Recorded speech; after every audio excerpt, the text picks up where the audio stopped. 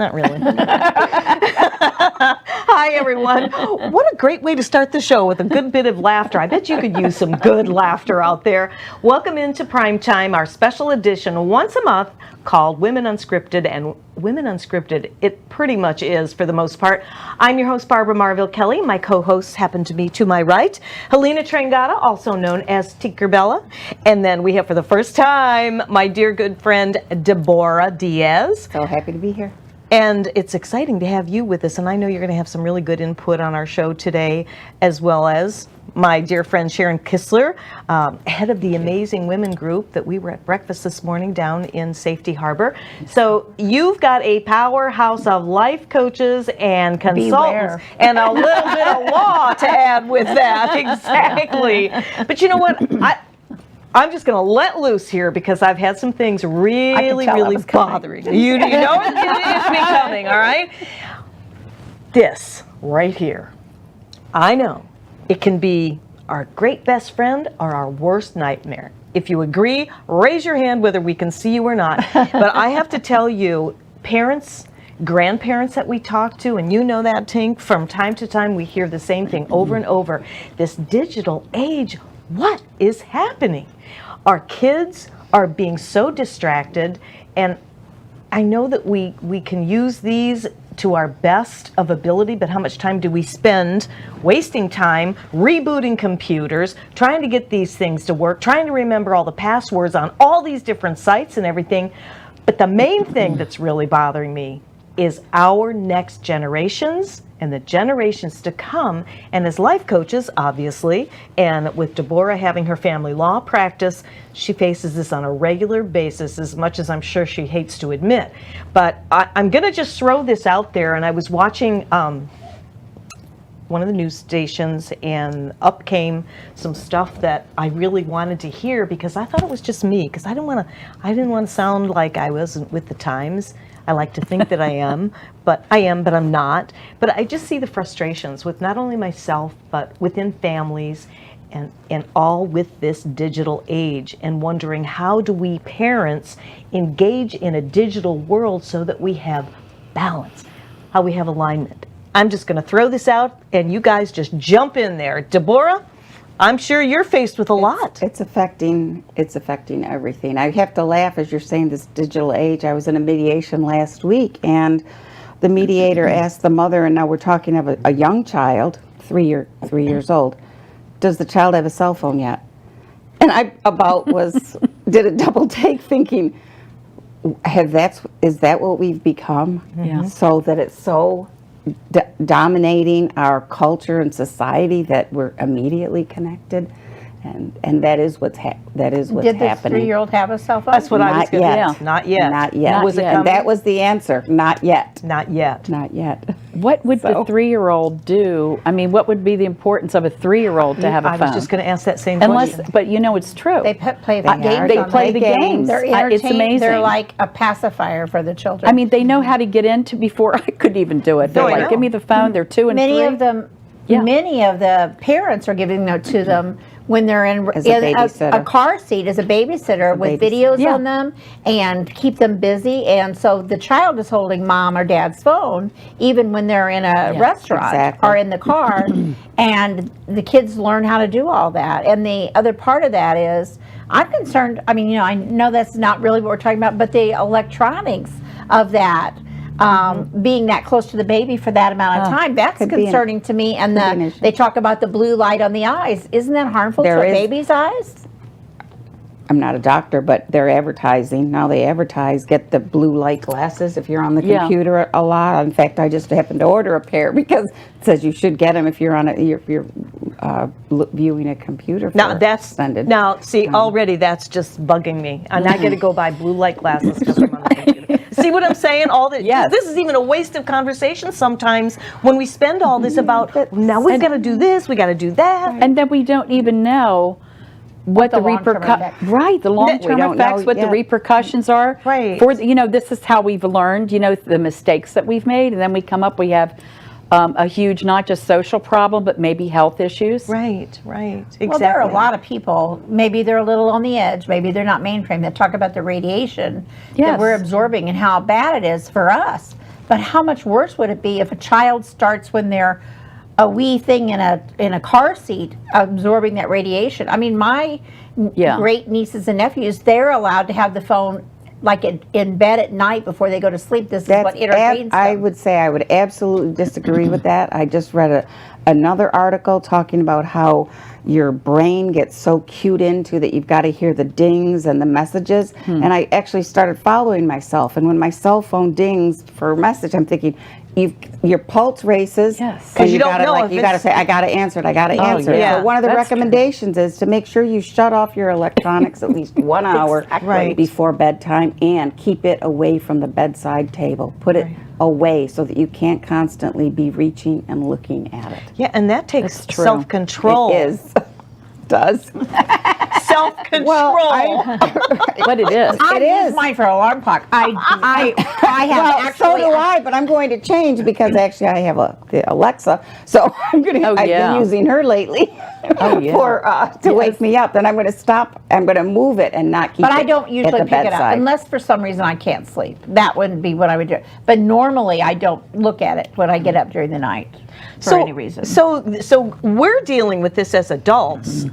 Just imagine what our generations are dealing with as they're coming up with this. And, you know, we were talking earlier about the generations, the millennials have already, I think Rob Imperato, Rob, if you're out there, hello. Hey, Rob.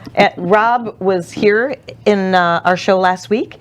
It was last Monday, and he was talking about the digital age, and I learned so much from Rob, and we're going to have him back probably remotely to come in and talk. Maybe we'll have him come in with one of our Women Unscripted shows, because we're really looking at this with open eyes to see how any of us as life coaches can raise the awareness, because I know, you know what, giving parents today the benefit of the doubt, some parents are out there working more than one job, they're going to school, and then they're also raising a family. And so taking that extra time, if they can find that time at all to be conscious parents, to put that time in, to limit their children on their devices, the digital age. I haven't raised kids. And there's pluses. Now. You know, technology has done great things, but it's like we need to, parents and adults need to take control. It should be controlled technology. And, you know, there are people who the word control just like is like chalk on a chalkboard, but it's about boundaries. It is. So it's really, if you don't want to use the word control, just the boundaries of, we're at the dinner. I mean, how many times do you go to the restaurant and everybody there? Everybody is sitting like this. Yes. Everybody. The parents bring the iPads for the kids. Yes. The kids are each watching a movie, and both parents are there. The other day we were out somewhere, and there was 4 of them. Dad was on his phone. The kids were actually coloring, which was good. And Mom's just sitting there like that. Nobody's paying one so bit where of is that attention to her. family connection? Well, that's the thing. Where is it? That's the thing. They're forgetting how to connect. I mean, I have a lot of people that I'm talking about, you know, better communication, relationships, and they're losing that skill level on how to really connect and talk, and even on the emotional level, because it's shutting down, you know, a lot of our natural, say, the neural pathways, that are, the response is slower. I just heard something. Were we talking about it earlier? About so much, let's see, what is it? It was so much screen time that a child would have is actually slowing down the neural connections. Now that's scary. That's very scary. So how are they going to communicate later on then? And how do you know, as far as, you know, progressing in life and child development, or even with adults, I mean, and going into our older years, how do you know what is going to affect us like that? Exactly. We're going to have to develop, this came to me the other morning when I was meditating, as we all compare notes, as we're working with health challenges, as we add years to our life. You know, you've heard about the staging homes, right? Realtors and staging homes. I think we're at a point where we have to do life staging. I'm serious, because I mean, we're all comparing notes. Either we've taken care of our folks, you know, and they've passed on, and maybe we've inherited some of those changes, but it affects all of us all the way around. And we go through these different stages. But I'm all the way back to the generations and wondering, how can we help our next generations with what we've learned, and how do we bridge that gap to the millennials? Right. And then is it the X generation that's after that, what are the really young ones, like our grandkids, the 4, 5, and 6? Well, it's, do you know, what it's are they? affecting everyone. John's just told me. What did you say they were? Zennials? Zennials. Well, that's kind of cute. Yeah. So, yeah, so that's what we're kind of, you know, hashing out here and talking about, how we can help you, how we can help ourselves with this generational sort of a gap and bring it back together and get back to some of the family values and the things that all us baby boomers were raised with, and still take in the technology and respect the youngsters for who they are and what they are learning, because they are little geniuses on going these. to what Helena are. said, it is putting boundaries in place. Yeah. Yes. It is having some time for the computer, time for the iPad. You don't have to be constantly walking around with a telephone. But the at parents dinner have to time, set the example. the parents do, but you know, at the dinner table or when you're No out, phones I at have the a dinner friend that table. has a rule. Hold your There's thought. a table that goes. Hold your thought. We'll come back with you right after this. Don't go anywhere.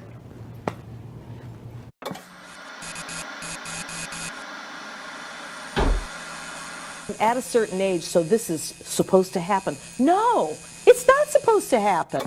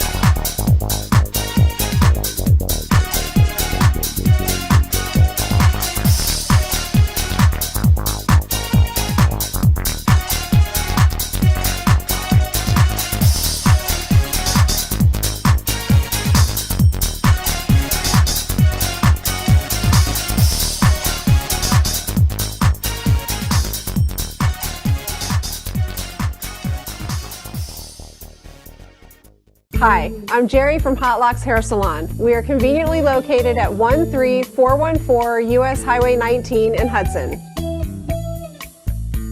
I've been a local hairstylist in our community for the last 34 years, 7 of which I was an educator. Our passion is the artistry of hair, and Hot Locks is here to help you achieve your perfect image. You can call us at 727-514-9978.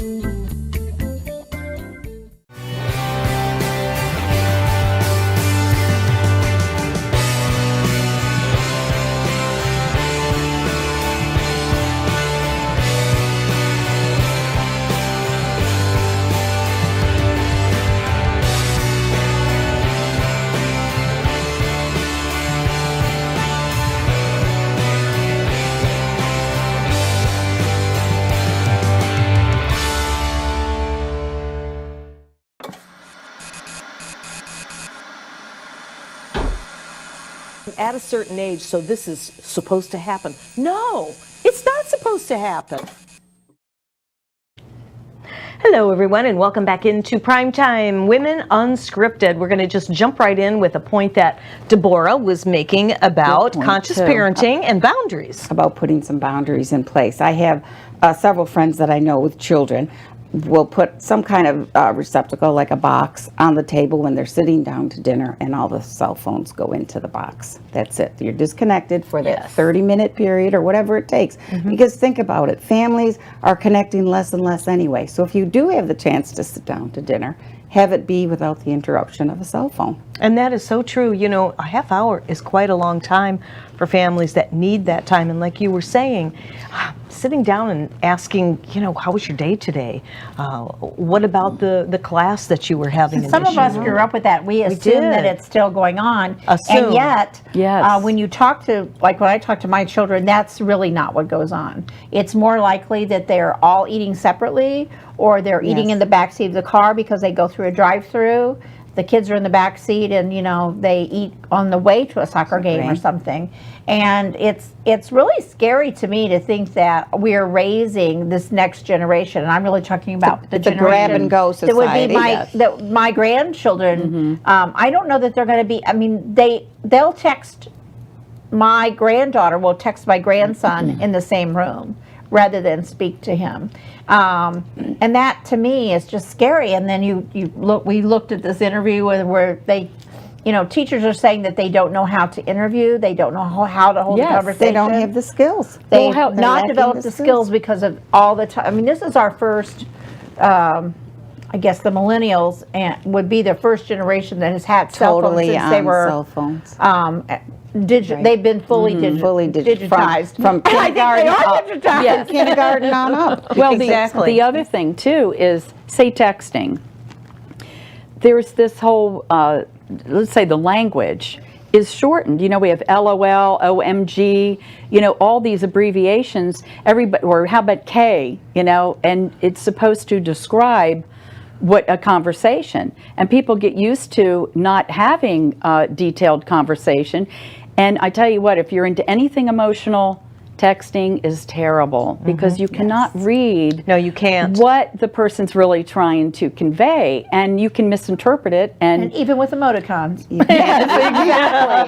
and yes, and while it's cute and convenient, you really don't get to the deeper level of, or even the truth. I mean, somebody can misinterpret. Not connecting emotionally. Not connecting, exactly. And that's can have repercussions because they forget the skill. You're not building the skill to communicate. That's so true. And you know, when you think about it, I think we all have had time where we maybe couldn't connect emotionally. Right. So now we add this business to it. Yes. I don't want to connect this way because I am a firm believer that perception is everything. And I can be saying something to you or you'll take it one way, you'll take it another, you'll take it another. You might get it, and then you might not. But to do this, how do you show emotion on this?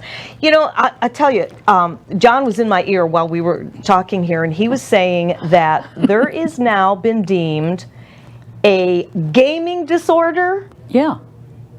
By WHO, World Health Organization. Yes. Now, how do you like that? You heard it here on Primetime, Women Unscripted, so you can see our passion in talking about this digital age.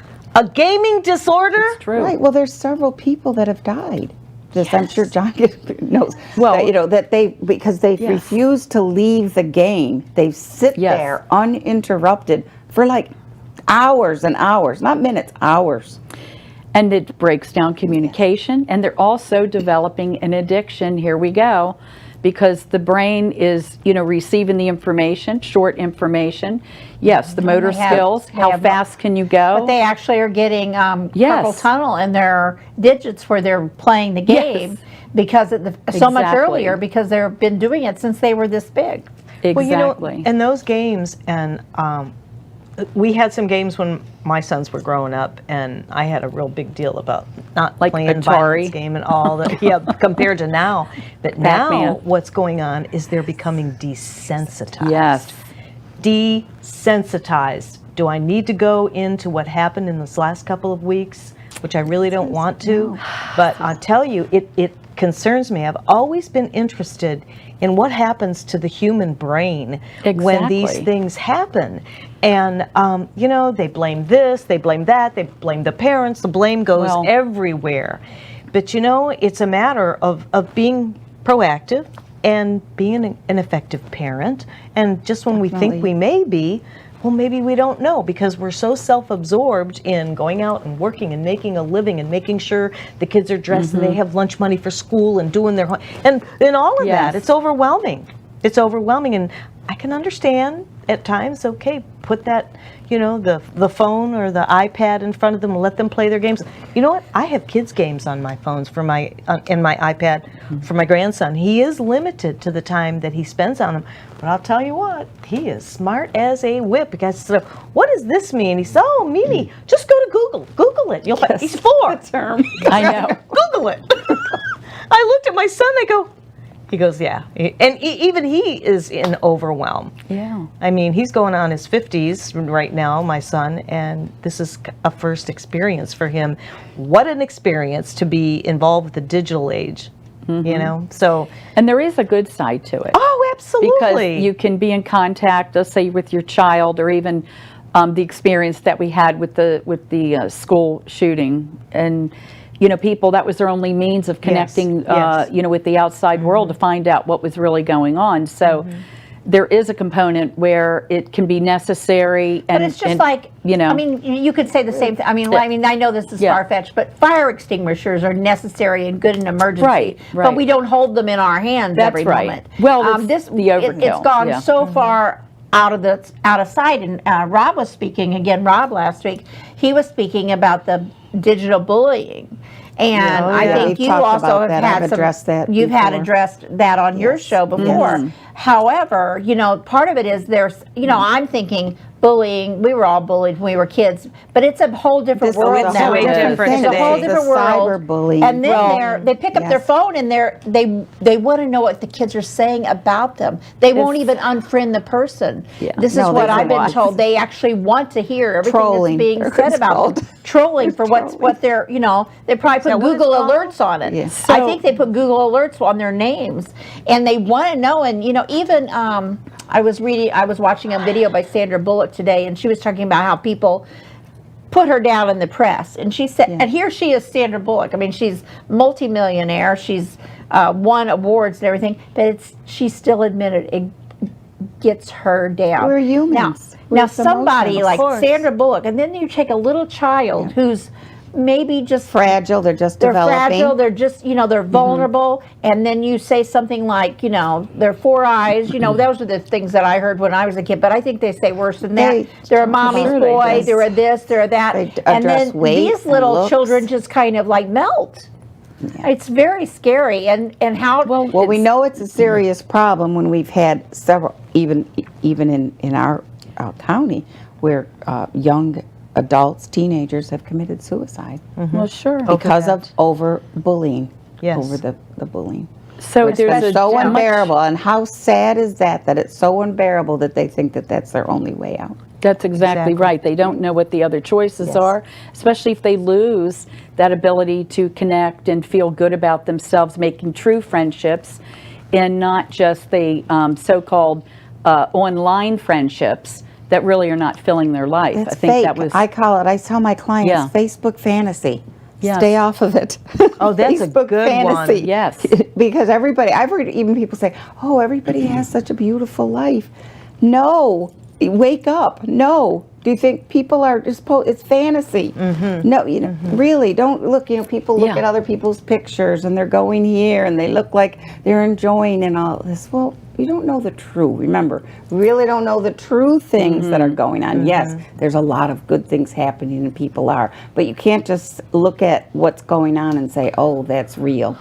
Well, I think the other part of that is then look for us to be looking at their phones, their digital activity. But I think that they're so smart. These kids are so smart that they know how to hide it from mom and dad. And when you're talking about texting, what they have. I mean, unless you're watching the directory of texting, you don't even know what it means. I mean, they have little 3 letters for "mom just walked in the room" type thing. Yes. They have. Yeah, they have little codes. they have things about, Little you know, secret so and so, codes. Yes. you know, they use, you know, I'm sure nasty words too, with three-letter words or three little things on there. But the problem is that in at least one of those cases here in Pasco, the parents had no idea, because they never looked at their child's digital That should file. be part of Or the it responsibility of looking at the electronics. And there are software programs out there There that are. can be installed that you're following, and the parents can get alerts. And there's also locks, so, you know, software locks that can go on the phone to prevent certain types of surfing. So that's- it is Like setting porn, for boundaries. example. Well, setting the, boundaries. Yeah. the whole social media thing, I mean, you know, as far as how young a child is when they start to develop an identity that's an online identity, you know, their Facebook page or whatnot, and the pictures and things, because as we heard in the news, this is where they're making some postings that are giving away some, you know, really critical information on how these people are thinking, you know, where they're kind of going. And when you think about, well, what is the answer? What is the solution? You know, is it more awareness? Is it raising consciousness? How do we fix these people, the younger people that seem to be so broken, and they're using like social media as an outlet, you know, for their frustrations or, you know, their loneliness or any other kind of internal childhood wounds, and they're displaying it. They feel like I have a voice if I get on social media. But it's more about how do we go in to fix the culture? You know, how can we That's where it goes offer? back to it takes Yeah, a how can we village. offer more? What It is takes that? a village. It does because take a It village. takes the teachers, Yes. and it takes the family parents. pediatrician, Yes. it takes the parents, maybe it takes the minister takes- from the church, and maybe law, you Yes. know, law enforcement, it gets in there Right. because there was something that was done that was illegal. But it really does, because if one's, just like we saw over there, if one's not talking to the other and there's no communication, then the child gets Yes. left without any support.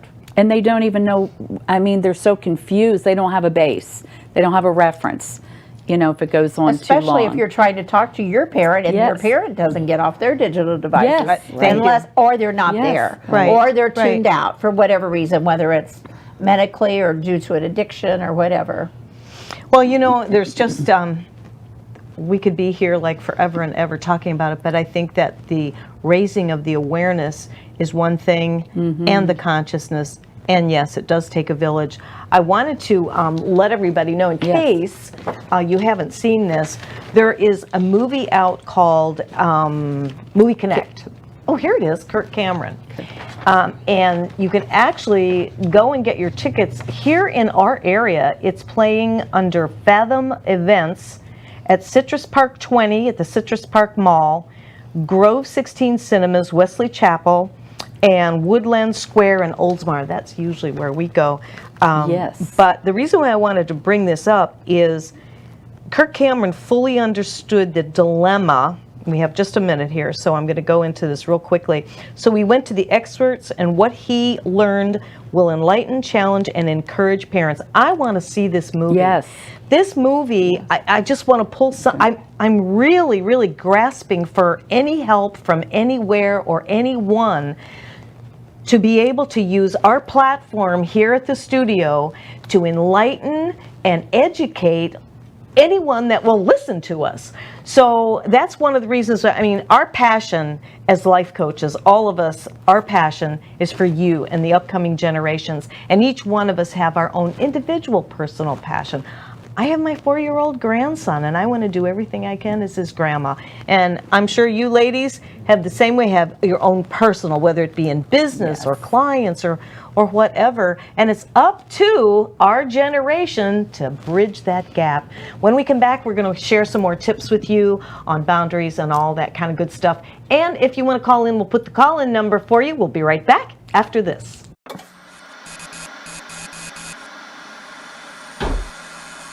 At a certain age, so this is supposed to happen. No, it's not supposed to happen.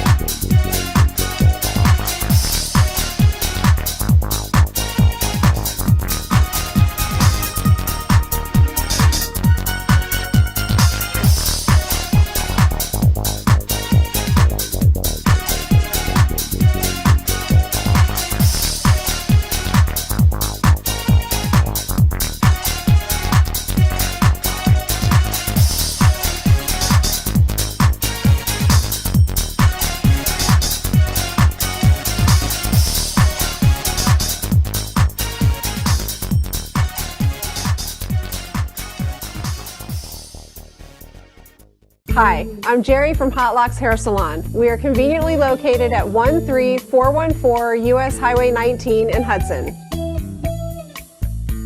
I've been a local hairstylist in our community for the last 34 years, 7 of which I was an educator. Our passion is the artistry of hair, and Hot Locks is here to help you achieve your perfect image. You can call us at 727-514-9978.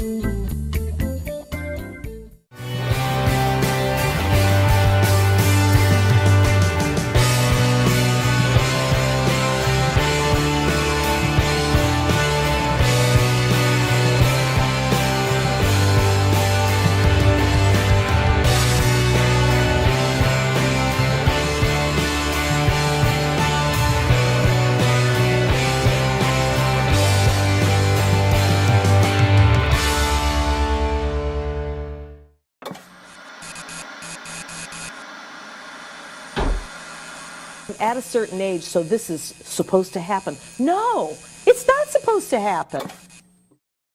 What if you win, you're entitled to something, right? Right. What I about know, this word that I think is so important in parenting? Consequences. Consequences. Behavior Nobody has has consequences. consequences anymore. Yes. We are back, and thank you. We're just having a spirited discussion here, very high-spirited. Well, you know, when it comes to family, I mean, after all, that's our love, our family. And I was just saying, I picked up a note that really drove it home for me because I hear about all this entitlement from the younger generation. Entitlement. Well, what do they? Why? Why do they feel entitled? What is it all about them? Well, we get married, we have a family.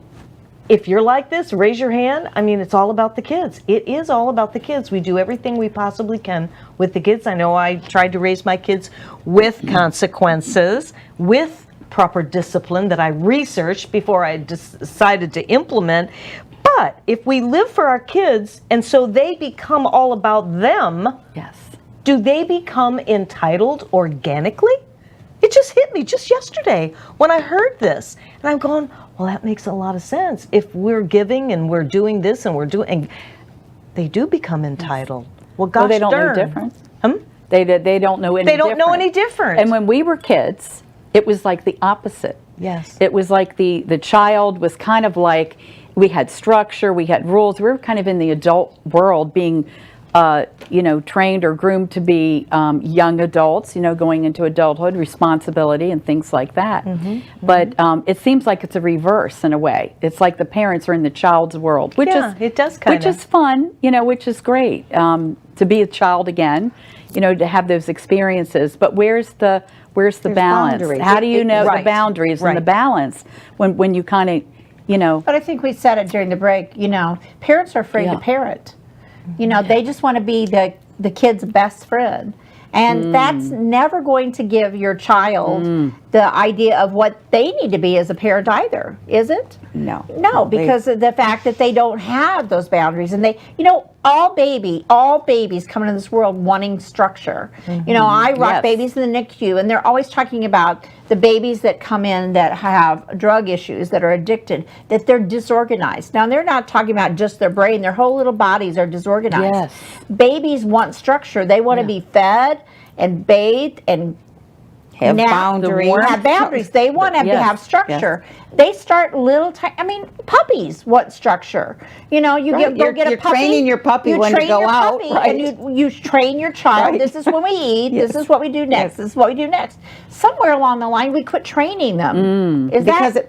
That's true. it's kind of this deterioration in evolving into they want to be Yes. friends with the children. So we no instead of longer a lot. train So them. it's We not just let them training, rule it's the more roost? being friends excuse me, where parents are afraid to parent. Put some guidelines in place. I grew up and when I was growing up, we went out to a restaurant. We had to sit at the table and behave. Okay? How we many did times too. are you out at a restaurant now and the little children are running around the place? Okay? true. Where the That's parents true. aren't putting boundaries. Fine, I understand, they're children, but how are you teaching the boundaries? Okay? Exactly. The other diners don't want the children running up to their table. No, basically. When you're going to a McDonald's, when you're going to the places that that's expected. Yeah, I'm talking they have about the playground you're or going to something. the finer restaurants Yes. out. I mean, it starts there. Yeah. You're training What's appropriate. manners. I could never call an adult by their first name, Graham. Now, I'm not saying that that's the right way, but I'm saying that's what I was. It had to be, Mr. Right. Mrs. Yes. I wasn't calling my neighbor Joanne, you know what I'm Right, saying? right. And it was yes, sir, no, ma'am. Yeah, it was that like was that. too. That's I was taught exactly to it. do Just that, too. polite, ask for anything. We went Exactly. to visiting people's homes. Don't you dare ask for anything. That's Oh, right. It's like it was. And I don't just- move. I used to Well, that might have been taught too kids that. strict, but I'm saying there were But I guidelines. don't know that it was too, but see, that goes back to the structure, Right. and Yes. it goes back to teaching them it's not all about them. Right. You know, this is That's what you're right. saying. Yeah. It's not all about them. I love it when I see parents that take their children to a not-for-profit fundraiser. Right. I love that that. because Yes. they get to see, or we're going. What I used to do with my kids was, I would say, now we're going to clean your toy closet out, Yes. and what you don't want anymore, not something Yes. that's broken, but No. we're going to take this to little boys and girls who There don't you have that appropriate thing. So I feel like it's really important when a parent teaches their child that it isn't all about them. Right, right. I know families that have start different traditions on the gifts under the Christmas tree. Pick out one that's the one you're giving away. Or around Thanksgiving, Right. going to a soup kitchen. If you and take them to showing. serve, or you take take at them least to they see you doing it, then they're going to be more appreciative, I think. And I heard something too, talking about boundaries and behaviors with children, that needing the structure. I read an article with social psychology, and children really want the structure. They want to know how to have self-control. They do, and that's why they act up, because they know they're going to get the attention They don't from like that. losing it. I mean, but they don't know how to have the control. So we've seen some videos on Facebook where they're teaching like meditation, in the UK. that's awesome, yes. Yes, and they're And it's wonderful so videos. effective. And the children themselves are expressing how much they're enjoying that, being course. able to find a Structure, settledness and a peacefulness, to come in, and they feel this balance. But what they're really experiencing is control, and that But control it's is self-control, given. which they've It really is. not known. Right. And they build self-confidence that Exactly, way. and they're doing it on their yes. own. And they to like it. To that point, these are a few little notes that I took down from the show that I watched the other day, and what is happening with families. And they were talking about social breakdown, family breakdown, character building. Where's Exactly. that? Where's that? But this is what really got me, is we are in a culture of toxic stress and anger and violence. And to your point, if we could get to the kids, and we've all had these conversations, if we could get to the kids somehow at a level, like you're saying, with meditation, Tai Chi, Qigong, and get them to take that time for themselves at a younger age, it automatically comes over them, and they will win, and they will like feel accomplished. And then the next time, like when we grew up, we were told to count to 10, and there's something to be said for that, right? That's right. That's right. Yeah, because it's no different than doing that or holding your breath and thinking, smell the flowers, blow out the candles. And you know what? The kids do love that. They do, and the kids build that confidence. They feel it's a personal growth, but I think the parents enjoy it, because they have a sense of control over the situation as well. Instead of the kid throwing the tantrum, he can shift into some kind of personal habits of being able to calm themselves. Right. And it's just so beneficial all the way around, and it's a part of maturity and growth. Exactly. So. Deborah, you are a counselor and you see a lot. Is there anything that you can share that you have worked with your clients in bridging that gap and making some headway? I mean, you've been a family law attorney for how many years? Since 1995. So I'll let other people do the math. So Deborah's got quite a bit of experience here. It's parents having to take control. So say if there's a breakup of the family, and we're dealing with a divorce situation, if the parent is whining and degrading the other spouse, the child picks up on that. So it comes back to The adults Yes. have to take charge Yes. of how they're going to react to the situation. Children are resilient. They love both parents. Okay, I always counsel my clients and say, you are getting divorced. The children aren't getting divorced. And they, no matter what. So when parents are talking about the other spouse and they're saying your dad is this and your mom is this, and when they degrade, that's also insulting the child, because that other spouse is their parent. That's right. Yeah. So it's learning that there has to be some. So I'm always recommending, if the parents are having the tough time with the breakup of relationship, to get into counseling. Of course, and to get into counseling and talk about it. And do you feel, and we only have just a few seconds remaining, but before our break, do you feel that that is also contributory to the kids today in kind of like latchkey kids, exacerbated? Like when we were kids, we were latchkey kids, but it seems like it's more so now, especially when they're Well, from if you're broken losing families. your parent, if you're losing your connection to your parent, and then if the one parent is insulting the other spouse, Sure. the child is feeling, who do they go to? Exactly. Who do they go to? And they could blame go to this themselves too. We sometimes. go to the whole Yes. thing, and they Yes. start to And they develop. find Yes. they An find outside- friends that aren't Right. really friends. That's Right. what I was Fake just friends. going to say. And Fake friends. sometimes it's actually someone who could hurt them. Yes. Right. I mean, physically outside or world. mentally hurt So there's them. a lot of Yes. factors involved. Thank There you. is. We're going to take a quick little time out. When we come back, we're going to have some more little tidbits for you. I'm hoping you're enjoying the show here today. I know some of the things are a little on the downside, but we do have the upside in the last section as well. We'll be right back.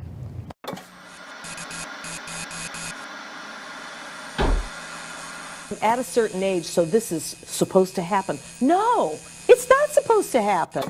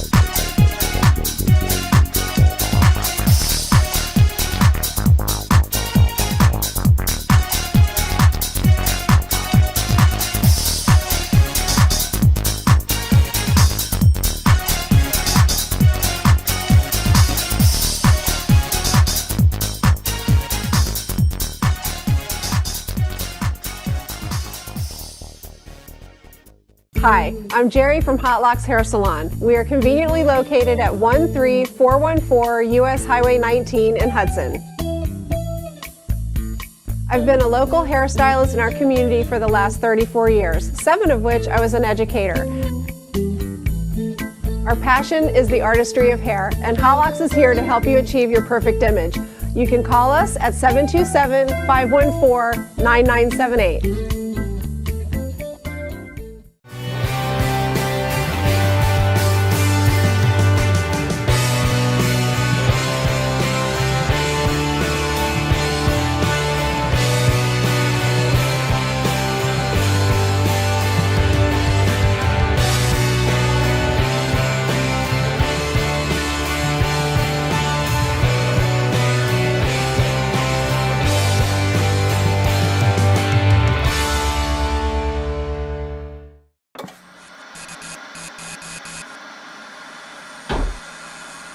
at a certain age, so this is supposed to happen. No, it's not supposed to happen. Hi everyone, welcome back into Prime Time, our special edition called Women Unscripted. We are always here the last Monday of every month. I'm Barbara Marville Kelly. With me is Helena Tringata. We have Deborah Diaz and of course Shara Kistler, our amazing woman group leader, and I mean it's a big group leader. I want to thank all the ladies for coming on, and in this last segment we're going to give you some of the solutions and some of the things that you can do, that you can look into, and reach out to any one of us. If we can help one person out there in the audience today, that makes a difference. During the break, we were just talking about it's all about connection. And as you and I were talking about on the way back from Shara's breakfast meeting this morning, love. Which we got to attend. Yes, Yes. wonderful. And we talked about that at your meeting. It's love and the connection of love and communicating with your child. I'm just going to let you guys just jump right in and continue to share some of the things that has been working for you, whether it's you, Deborah, in your practice or you and yours. I just wanted to say I was a single mom, and so was Barb, I know. And so you know, share. I don't want anybody to think that we're pointing fingers at you as not at parents. all. None Not of at us, all. none of us No. were perfect parents.